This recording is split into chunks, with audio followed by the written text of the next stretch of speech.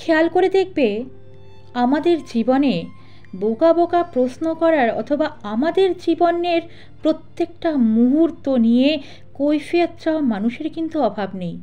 তুমি কি করছো, কেন করছো, কি খাচ্ছ, কেন খাচ্ছ, কোথায় যাচ্ছ, কেন যাচ্ছ, কি করবে, কি করা উচিত, কি করা উচিত নয়, সেই সমস্ত নিয়ে কথা বলার মানুষের কিন্তু অভাব নেই।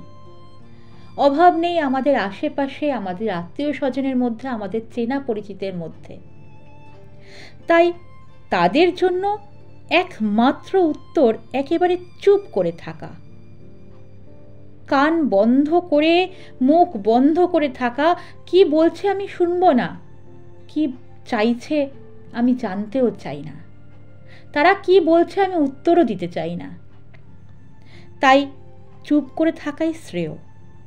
কারণ তুমি যদি একবার তাদের প্রশ্নের উত্তর দেওয়া শুরু করো, তাহলে তুমি দেখবে উত্তর দিতে দিতে তুমি ক্লান্ত হয়ে পড়েছ, কিন্তু তাদের প্রশ্ন শেষ হচ্ছে না। তাই ঠিক যতটুকু প্রয়োজন ততটুকুই কাউকে পাত্তা দেওয়া উচিত। প্রয়োজনের বেশি পাত্তা পেলেই না তাদের কাছে তোমার নিজের কোনো দাম থাকবে না।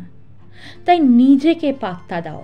অন্য কে কি বলছে, কে কি ভাবছে সেই নিয়ে ভাবতে গেলে তোমার জীবনটা ওখানেই থেমে যাবে।